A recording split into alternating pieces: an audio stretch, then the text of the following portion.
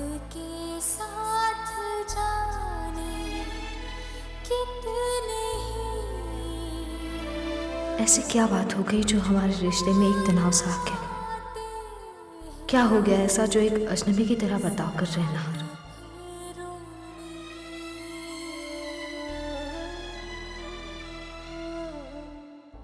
वक्त के साथ जाने कितने ही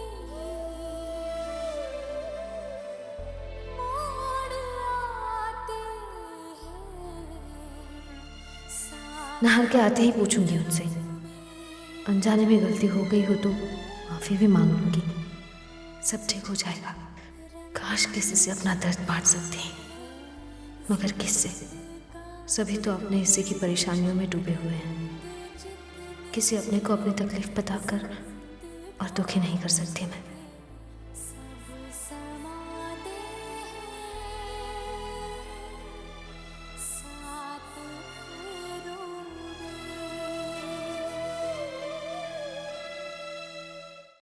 अंबिका, चाय वाय मिलेगी या होटल से मंगवाऊं? अरे ला रही हूँ, तुम तो बस सुबह सुबह शुरू हो जाते हो।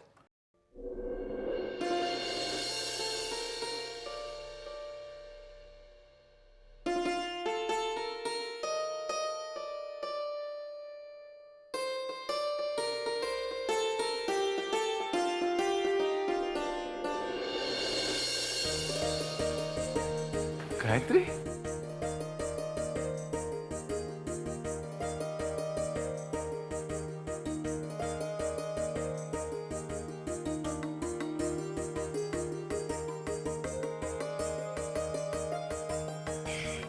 कैसे हैं आप भाई साहब? खम्बा गाड़ी। अरे किससे बात कर रहे हो तुम?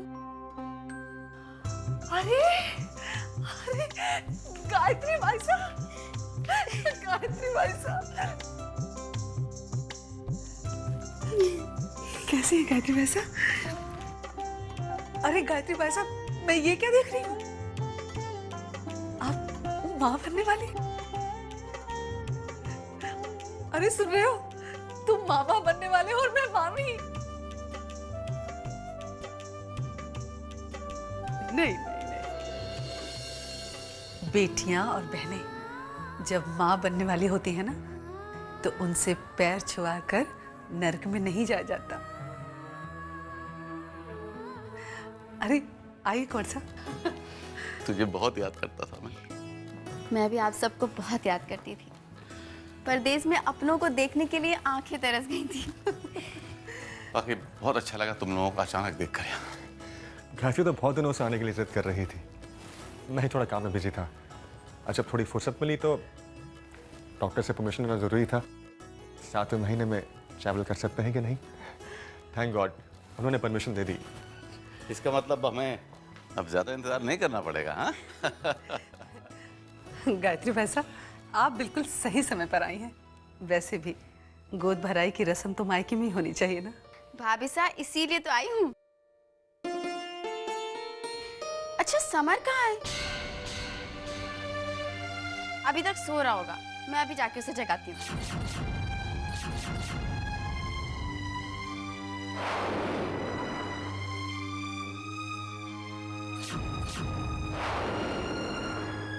समर,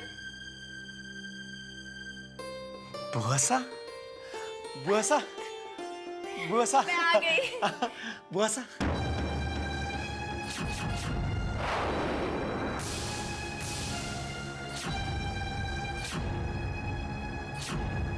बुआसा,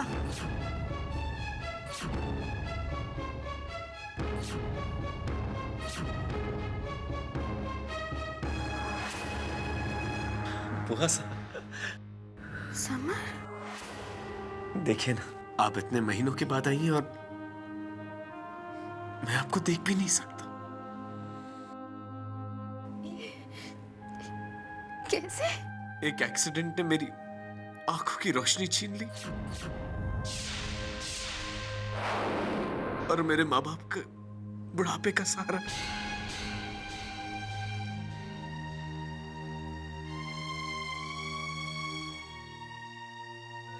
जिस वक्त मेरे परिवार को मेरी सबसे ज्यादा जरूरत थी, उस समय मैं उनके साथ ही नहीं थी। एक बार बुला लिया होता, और कुछ नहीं तो दुख में आंसू बहाने तो आ ही जाती।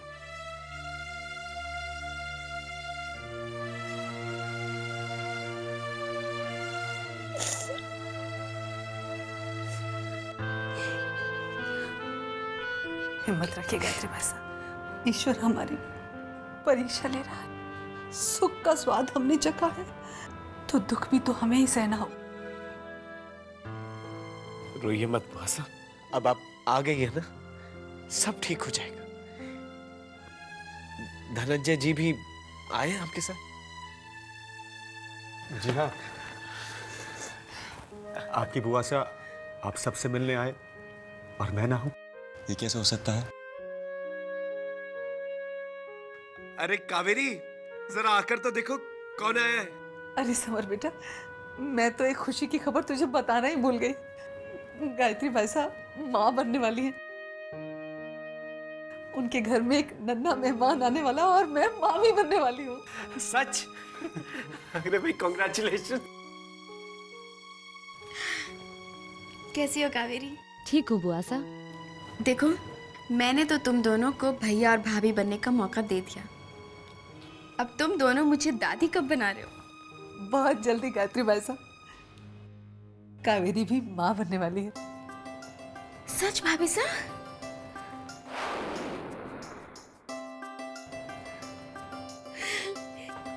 कावेरी, मैं बहुत खुश हूँ, मुबारक हो। समर, मैं ना खुद मिठाई खरीद के सबका मुंह मीठा कराऊंगी। चिंता मत कीजिए गायत्री भाई साहब, मिठाई तो आ जाएगी, लेकिन हाँ देख लेना, माता जी महाराज की कृपा से हमारे आने वाली सारी पीढ़ी हमारे दुख दर्द दूर कर देगी। कंगालों के घर, उनके टूटे फूटे कंधों पर एक और बोझ, भगवान बचाए। अरे मम्मी, सलोनी दी को बताया कि बुआ सा आई है, बहुत खुश हो जाएंगी वो।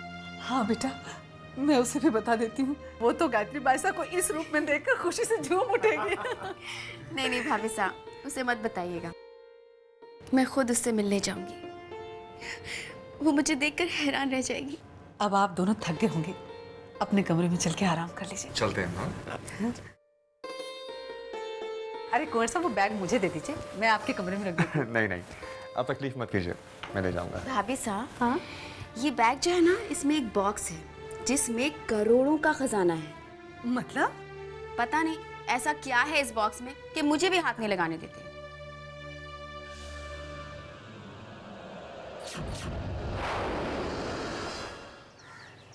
सलोनी,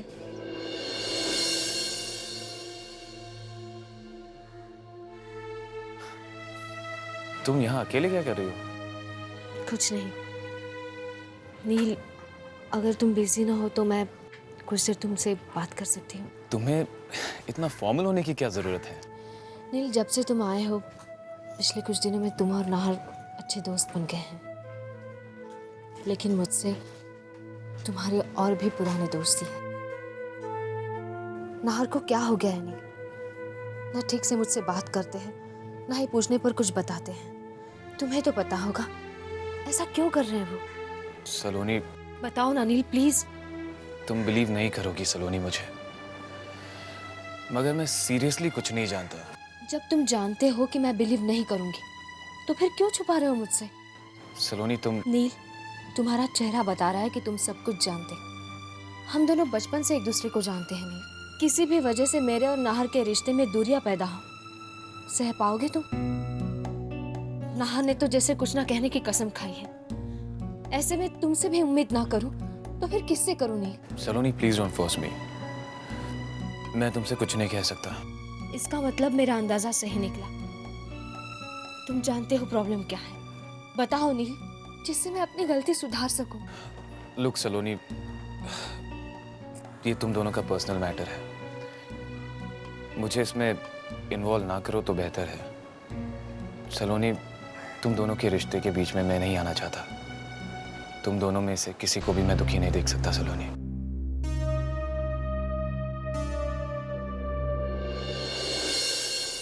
ओहो, तो पति पत्नी के बीच प्यार भरी बातें हो रही हैं अकेले में, हाँ?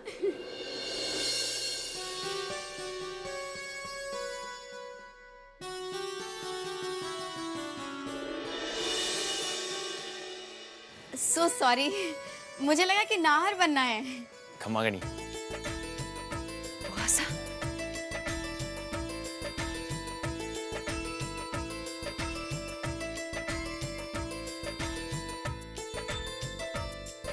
कैसी हो तुम? मैं बता नहीं सकती आपको देखकर कितनी खुश हूं मैं, और वो भी इस तरह। बहुत बहुत बधाई हो। बुआ साहब, बहुत बहुत बधाई हो आपको। Thank you. तुम्हें देखकर भी बहुत अच्छा लगा। मुझे भी। ये तुमसे मिलने के लिए इतनी उतावली हो रही थी कि पानी तक नहीं पिया। कहने लगी वो सब बाद में, पहले सलोनी से मिलना है। आप लोग बातें कीजिए, मैं आता हूँ।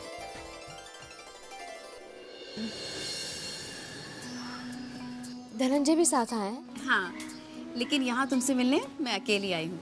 अरे यही खड़ी खड़ी बातें ही करती रहोगी तुम दोनों। चलो अंदर चलो, चाय नाश्ते का इंतजाम किया है। चलिए। बस तभी से पापा की जिम्मेदारियों को बांटने की, उनका बोझ हल्का करने की कोशिश में काम कर रही हूँ। लेकिन बाहर का और घर का काम संभालने में कभी कभी मुश्किल भी हो जाता है। तुम्हारे लिए कुछ भी मुश्किल नहीं है सलोनी।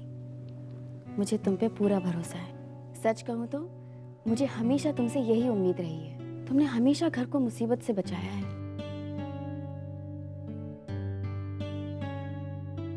क्या बात है सलोनी? जाने क्यों लगता है बुआ सा कि मेरे और नाहर के बीच एक दीवार सी खड़ी हो गई है। मेरे प्रति उनका स्वभाव पहले सा नहीं रहा बुआ सा। इतना परेशान मत हो सलोनी, सब ठीक हो जाएगा। पति पत्नी के रिश्ते में उतार चढ़ाव तो आते ही रहते हैं, और तुम दोनों तो एक दूसरे को इतनी अच्छी तरह से जानते हो सकता है अपने काम को लेकर परेशान हो। नहीं बुआ सा, वरना मुझे वो जरूर बता देते। तो फिर क्या बात हो सकती है? वही तो नहीं जानती। पता होता तो शायद सुलझा भी लेती। तुम बहुत खुशकिस्मत हो कि तुम्हें नाहर जैसा जीवन साथी मिला है, जो सिर्फ तुम्हारा ही नहीं बल्कि पूरे परिवार का ध्यान रखता है। वो वापस आ जाए ना तो उनसे बात करना, सारी उलझन सुलझ जाएगी। काश कि शुभ्रा को भी ऐसा ही जीवन साथी मिला होता। मिला भी था, लेकिन उसने तो कदर ही नहीं की। शुभ्रा के बारे में सुनकर बहुत बुरा लगा मुझे हमेशा इस बात का अफसोस रहेगा बुआ सा कि मैं शुभ्रा की शादी नहीं रोक सकी। इसे ही तकदीर का लिखा कहते हैं। शुभ्रा से मिलने का बड़ा मन कर रहा है। क्या उसके घर जा सकते हैं उससे मिलने? हाँ, क्यों नहीं, अभी चलते हैं। हाँ।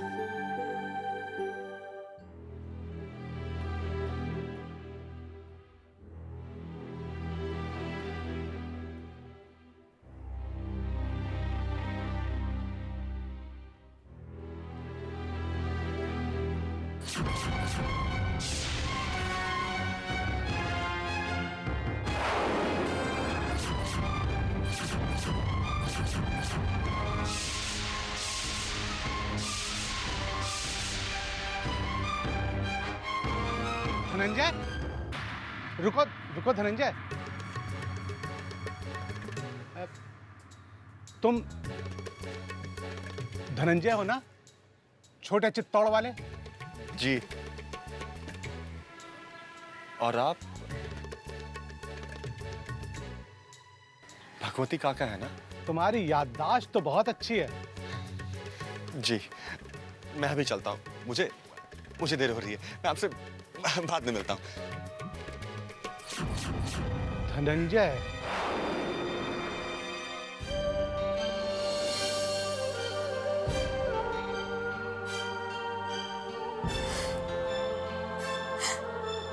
मैंने हमेशा अपने मतलब के लिए अपनों का दिल दुखाया, उसी की सजा भुगत रही हूँ मैं। नहीं शुभ्रा, ऐसा नहीं कहते। रो मत। ओहो, आज तो हमारे घर बहू रानी के दो मेहमान पधारे हैं। एक उसकी विधवा सुहागन बुआ और दूसरी उसकी बहन, रईस खानदान की बहू। अहो भाग्य हमारे जो आप पधारे।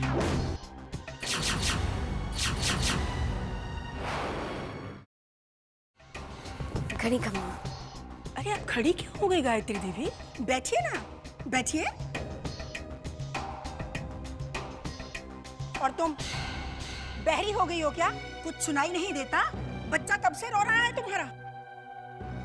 जाने कैसे मनहूसों से पाला पड़ा है। सुबह शाम घर में रोना ही गूंजता रहता है, रोना ही गूंजता रहता है।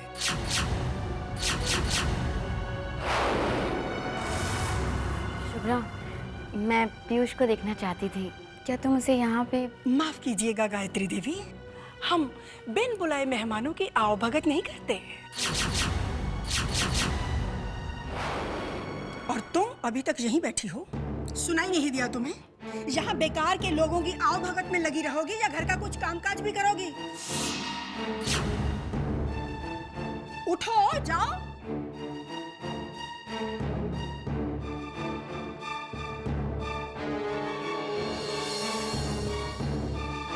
भाई मानना पड़ेगा, नरपत सिंह के खानदान की लड़कियों को एक से बढ़कर एक नगीने हैं, नगीने।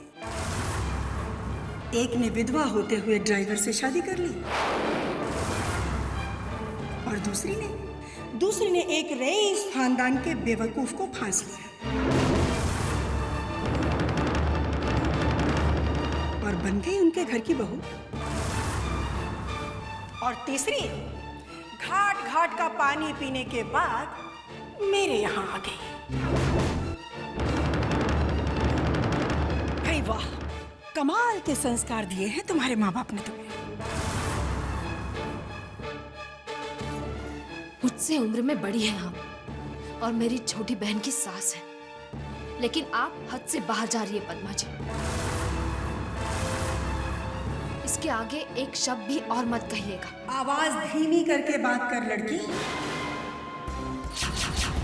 ये तुम्हारा मायका या ससुराल नहीं है, ये पद्मा ठकुराइन का घर है। वहां लोग तुम्हें ऊंचे सुर में बर्दाश्त करते होंगे, पर मैं नहीं करूंगी। मुझे बहुओं को उनकी औकात में रखना आता है। सर पर नहीं चढ़ाती मैं। कब तक चुपचाप खड़े होकर तमाशा देखते रहोगे गुंजन? किसी और का ख्याल नहीं, कम से कम अपनी पत्नी की इज्जत के बारे में तो सोचो। इज्जत? पहले अपनी बहन से पूछ लीजिए कि इज्जत किस चिड़िया का नाम है।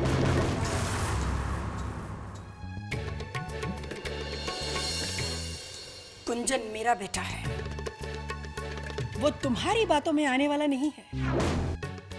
अब इससे पहले कि मैं तुम दोनों को यहाँ से बेइज्जत करके बाहर निकालूं,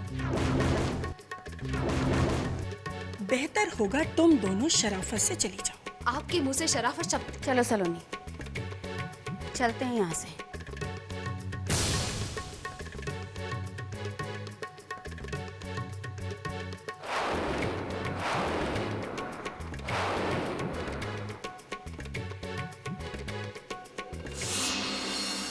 बहुत दिनों से ये गुबार मैं अपने सीने में लिए घूम रही थी। आज ठंडक पड़ी है। अरे मैंने तुमसे कहा मैं सब कुछ कर लूंगी, तुम जाओ यहाँ से। भाई मेरी बहन और मेरे बहनों की इतनी सेवा कर रही हो तुम, तो हमें भी तो हक बनता है कि अपनी पत्नी की थोड़ी सी सेवा कर लें। हाँ हाँ, तुम्हारे बहन बहनोई मेरे तो कुछ लगता ही नहीं ना।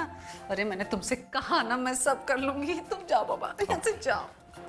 बाप रे बाप।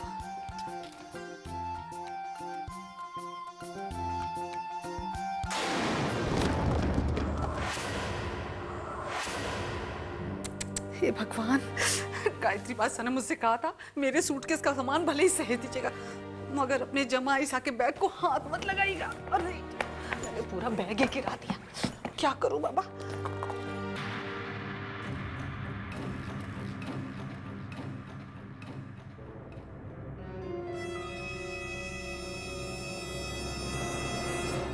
ये क्या है?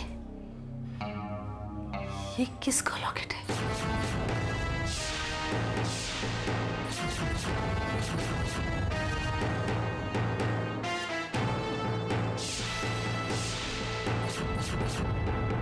अंबिका, ये गिर कैसे गया? ये जमाई साहब के बैग से ये लॉकेट गिरा था। पहचानते हैं आप इसे?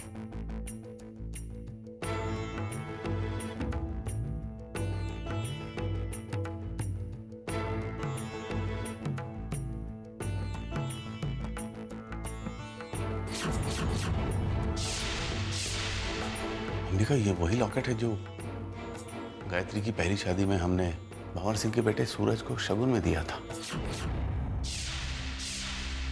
और जब सूरज की मौत हुई थी तो ये लॉकेट उसके गले से गायब था। और ये लॉकेट धनंजय के पास कहां से आया?